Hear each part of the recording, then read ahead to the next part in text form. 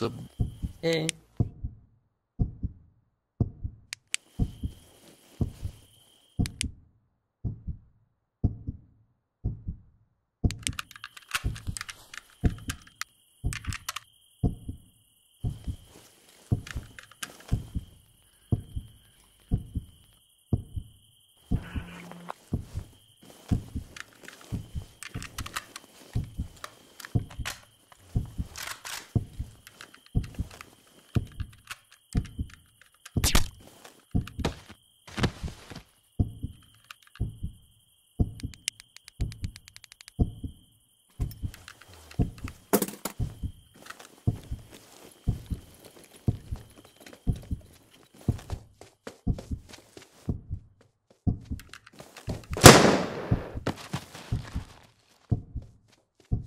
What happened?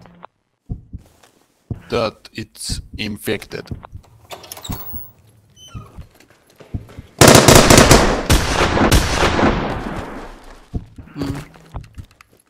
Oh well.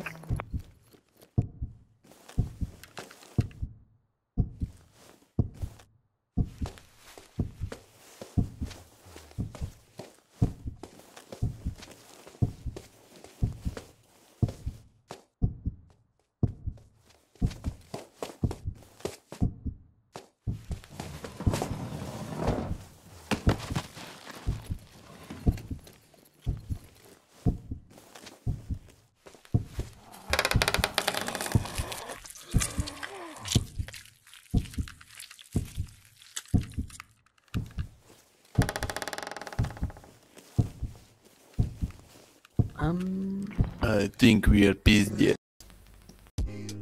Labdien! Paldies, ka noskatījāties animāciju Miroņa mēnesis, jeb kā es pārstāju baidīties un izvairījos no realitātes. Pirmo daļu. Animācija ir būvēta kā trīsdimensionāla spēļu vide. Šāda pati stilistika tika izmantot manā bakalaura darbā kā slibmennieks. Ir nomainīta varoņa, stāsts un telpa. Neesmu aizrautīga datorspēļu spēlētāju. Vērot citu spēlētāju savstarpējo komunikāciju tiešsaistē šķiet interesantāk. Tāpēc animācijā skatītājs ir galvenā varoņa vietā, kā spēles vērotājs no vislabākā skatu punkta. Animācijā tiek risināta citātā identitātes brīvība, realitātes ignorēšana, sapņainā Apolona iznīcība pret dionīzisko, nīčisms, adaptēšanās un dažādi simbolismi. Estētika nepārsteidza trīsdimensiju datorgrafikas plašajām iespējām, lai neaizēnotu stāstu. Patiesībā pēc spēļu standartiem kvalitātei vajadzētu būt sliktākai. Aptuveni šādi. Bet šoreiz būtisks ir stāsta piedzīvojums, un spēle ir nianse. Ir iesaistīts spēlēm raksturīgās programmēšanas kļūdas, kā piemēram raustīšanās un spēja iziet cauri citiem tēliem un sienām. Tā ir viena no asprātībām animācijā. Tā tiešām ir pa pusē akadēmija. Ārkārtas stāvoklis ietekmē tehnisko procesu. Diemžēl distancēšanās neļauj nodrošināt motion capture virtuālā realitātē, jeb nebija iespējams tēlus kustināt ar iepriekš sagatavotiem skeletiem. Tāpēc tos nācās man vai nu meklēt, vai lielākoties manuāli kustināt pašai.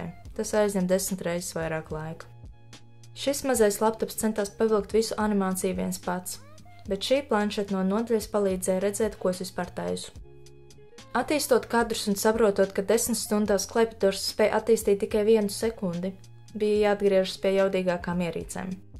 Atlika vēl pievienot divdimensionālus efektus un pagaidu skaņu.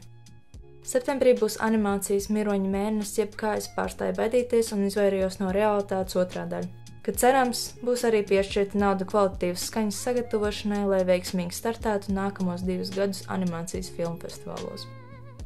Mani sauc Monta Andžievska un paldies, ka noskatījāties manu maģistra aizstāvēšanu.